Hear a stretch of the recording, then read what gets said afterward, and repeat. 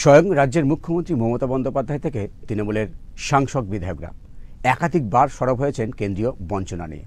প্রায় 1,77,000 কোটি টাকা কেন্দ্রের কাছে বকেয়া পাওনা রয়েছে বলে বিভিন্ন নির্বাচনের সভায় সুর চড়িয়েছিল তৃণমূলের প্রতিনিধিরা এবং তৃণমূলের নেতামন্ত্রীরা। সত্যিই কি কেন্দ্রের কাছে বকেয়া রয়েছে রাজ্যের? কি বলছেন সাধারণ মানুষ? চলুন তাদের কাছে শুনে নিই তারা কি বলেন। এখন তো রাজনীতি নেতারাই বলবে অভিযোগ কতটুকু সত্য কতটুকু না সত্য। হিসাব দাও, টাকা নাও। হিসাব না দিলে টাকা কোথায় পাবো? আমি ইনকাম হিসাব দিচ্ছে না, সে রাজ্য জানে, এই নবান্ন জানে, নবান্ন বসে আছে যারা তারা জানে। শুধু রাজনীতি করছে, মিথ্যা কথা বলছে।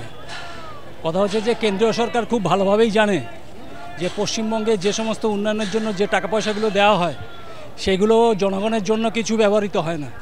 সব ওদের নেতাকর্মীদের পেছনে, যারা আজকে তৃণমূলের হয়ে বুথ দখল, ছাপ্পা, রিগিং, সন্ত্রাস করে, তাদেরকে বন্টন করতেই সেই টাকাগুলো শেষ হয়ে যাচ্ছে। পশ্চিমবঙ্গের কোনো ডেভেলপমেন্ট নেই। প্রত্যেক সরকারের উচিত যা যা গভর্নমেন্টের ফান্ড আসছে সেগুলো প্রপার ইউটিলাইজেশন, কিন্তু এখানে করাপশন হচ্ছে প্রত্যেকটা স্টেজে।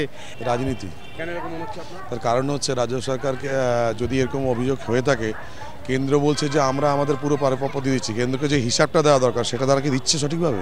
তৃণমূলের পুরোটাই তো চর্যবৃত্তিতে ভরা। তৃণমূল যদি মনে করতো যে সে ফেয়ার, সে কেন্দ্রের কাছে সব কিছু রিভিল করতো, কিন্তু সেটা তো এখন অবধি রিভিল করেনি। আমি ঠিক জানি না, তা বকেয়া যদি থাকে তার নিশ্চয়ই সেটা বকেয়াই আছে, আর তার সাথে কিছুটা তো থাকবেই।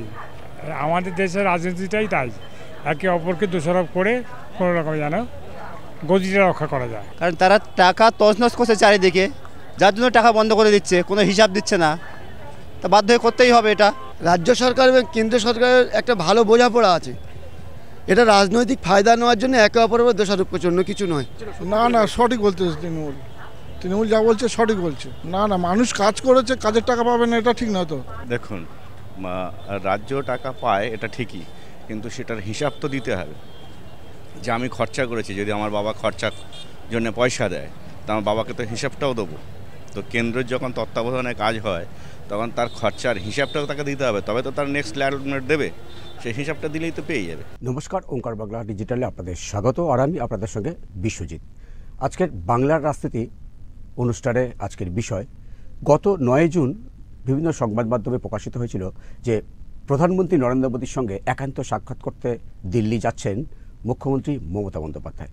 কিন্তু সেই সময় অনেকে মনে করেছিলেন হয়তো যে বাংলার যে বঞ্চনা, যে বকেয়া রয়েছে সে বিষয়ে তিনি হয়তো আলোচনা করতে দিল্লি যাচ্ছেন, কিন্তু এখনো পর্যন্ত সেই আলোচনা সম্ভব হয়ে ওঠেনি। এর ভিতরে রহস্যটা কি, সেই বিষয়ে আলোচনা করার জন্য এই মুহূর্তে আমার সঙ্গে রয়েছেন বিশিষ্ট সাংবাদিক এবং রাজনৈতিক বিশ্লেষক অর্কবাবু সরকার। দাদা, আপনাকে ওঙ্কারে স্বাগত। রহস্যটা কি আমরা জানতে চাইছি। রহস্য কিছু নয়, প্রধানমন্ত্রী সময় দিতে চাইছেন না আলাদা করে। যদি সময় দিতে হয়, মুখ্যমন্ত্রীকে প্রতিনিধি দল নিয়ে আসতে হবে, গ্রামোন্নয়ন সচিব, মুখ্য সচিব, স্বরাষ্ট্র সচিব, প্রধানমন্ত্রীও থাকবেন, কেন্দ্রীয় সরকারের সংশ্লিষ্ট দপ্তরের আধিকারিকরা থাকবেন।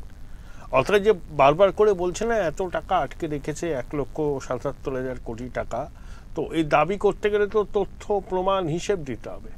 তা প্রধানমন্ত্রী চাইছেন যে মুখ্যমন্ত্রী যে কথাগুলো বলছেন সেগুলো উনি তথ্য দিয়ে দেখান, তাহলে দুধ কা দুধ পানি কা পানি হয়ে যাবে, আর ওই কেন্দ্রীয় বঞ্চনার অভিযোগ তোলা যাবে না। অমিত শাহ কি বলেছেন যে বিগত 11 বছরে, মানে 2014 থেকে এখন পর্যন্ত 8.5 লক্ষ কোটি টাকা দিয়েছে কেন্দ্রীয় সরকার, ঠিক আছে। আর মুখ্যমন্ত্রী বলছেন যে 1,77,000 কোটি টাকার ন্যায্য পাওনা বকেয়া। তো এটার একটা তো মীমাংসা হবে। মুখ্যমন্ত্রী আলাদা করে প্রধানমন্ত্রীর সঙ্গে দেখা করলেন, তিনি বাংলার দাবি দাওয়া জানালেন, নাকি প্রধানমন্ত্রীকে সারেন্ডার করলেন যে আমার পরিবারের লোকদের যাতে না ছোঁয়া হয়, এইসব তো আলোচনা চলছে। এবং বাইরে বেরিয়ে এসে তিনি বলেন যে কেন্দ্রীয় বঞ্চনা। আবার বামপন্থীরা বলে যে উনি তার পরিবারের সদস্যদের বিরুদ্ধে দুর্নীতির অভিযোগ আছে, সেগুলোকে বাঁচাবার জন্য প্রধানমন্ত্রীর দ্বারস্থ হয়েছেন। তো এটা প্রধানমন্ত্রীর কাছেও বিড়ম্বনার বিষয়। বৈঠক করে দাবি জানিয়ে বাইরে গিয়ে বলছে কেন্দ্রীয় বঞ্চনা। আসলে কেন্দ্রীয় বঞ্চনাটা কি সেটা তো জানতে হবে, তার জন্য তো হিসেব লাগবে, তথ্য লাগবে। নিয়ে যান মুখ্যমন্ত্রী, তাহলেই হবে, তাহলেই প্রধানমন্ত্রী সময় দেবেন। উনি সবাইকে সময় দেন, বিরোধী রাজ্যের মুখ্যমন্ত্রীদেরও সময় দেন, এখানেও দেবেন, কিন্তু ওই সব কিছু নিয়ে আসতে হবে। কিন্তু মুখ্যমন্ত্রী এ বিষয়ে মানে আমরা আগে অতীতেও উনি দেখেছি যাবেন না, উনি কাউকে সঙ্গে নিয়ে প্রধানমন্ত্রীর কাছে যাবেন না, উনি যাবেন একা, একটা কাগজ নিয়ে যাবেন, তারপরে ভিতরে উনি কেন্দ্রের বঞ্চনা বা কেন্দ্র টাকা দিচ্ছে না, টাকাগুলো ছাড়ার দাবি করবেন, নাকি অন্য কিছু বিষয়ে তিনি প্রধানমন্ত্রীর শরণাপন্ন হবেন।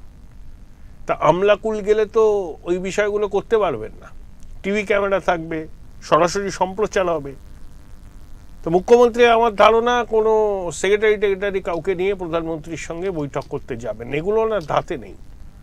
উনি যাবেন, একটা কাগজ নিয়ে যাবেন, নানা রকম কথা উঠবে। কোনো মুখ্যমন্ত্রী ওভাবে যান, রাজ্যের দাবিটাও আনতে যাচ্ছেন, ফাইল নিয়ে যাবেন, আমলাদের নিয়ে যাবেন, একটা কাগজ নিয়ে চলে গেলেন প্রধানমন্ত্রীর কাছে।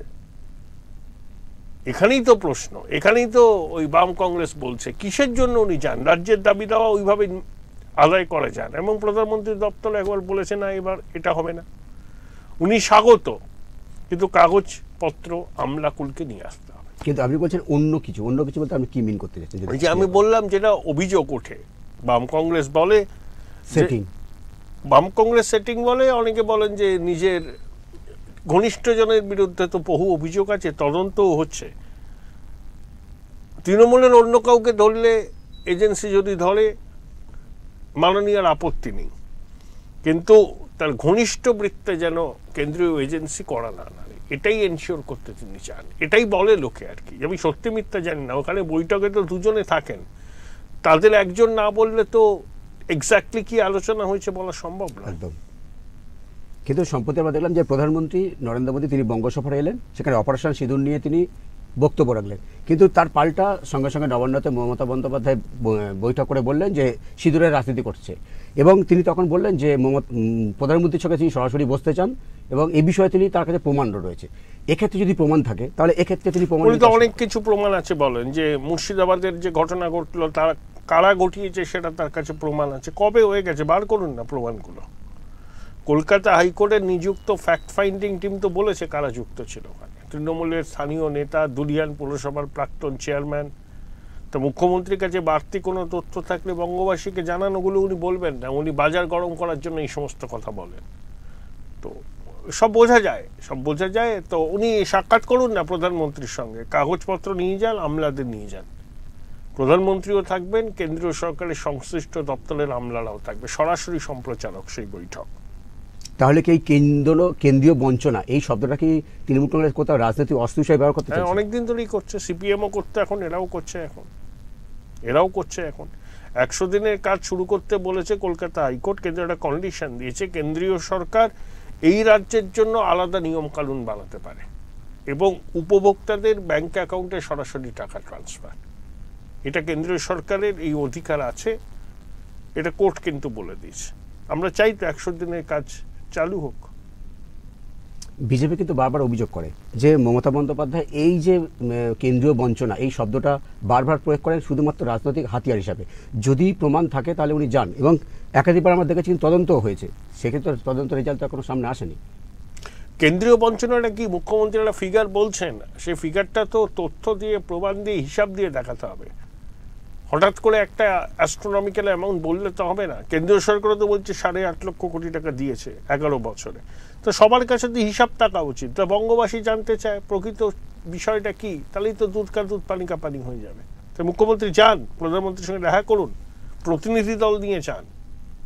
আপনি কিছু আগে বলছিলেন যে মমতা বন্দ্যোপাধ্যায় একজন আত্মীয়কে সেভ করতে চাইছেন উনি, কিন্তু আমরা দেখেছি যে মামলাগুলো চলছে, সিবিআই কিন্তু কোথাও নাম উল্লেখ করেনি, জনৈক অভিষেক বলে একটা বিষয়টি সামনে এসেছিল। আমি মানে জনৈকর কথা বলছি না, ওনার ঘনিষ্ঠ বৃত্তের তো অনেকের বিরুদ্ধে অভিযোগ উঠেছে।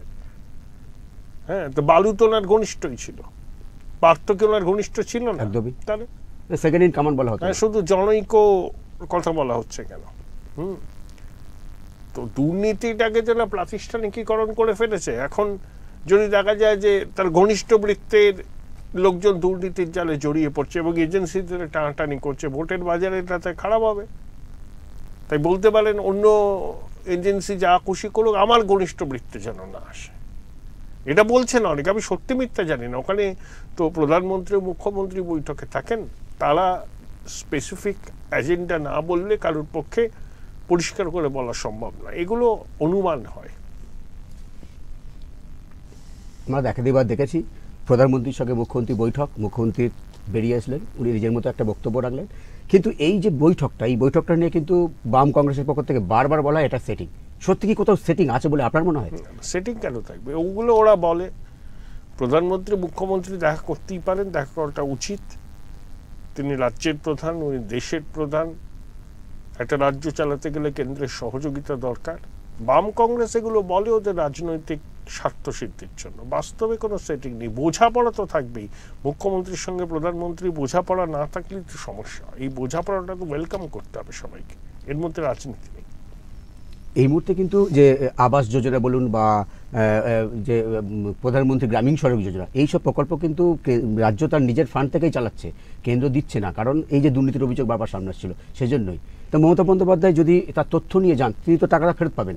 কোথায় রহস্যটা, মানে যাচ্ছেন না কেন? একদম একটু যদি ক্লিয়ার করে বলেন। আমরা গেলে তো ওনার দাবিটা যে সম্পূর্ণ ঠিক নয় প্রমাণিত হয়ে যাবে, তখন তো বাইরে গিয়ে বলতে পারবেন না যে কেন্দ্র টাকা দিচ্ছে না, 1,07,000 দিচ্ছে না। ঠিক ঠিক তথ্য প্রমাণ নিলে এগুলো ধরা পড়ে যাবে সত্যিটা কি।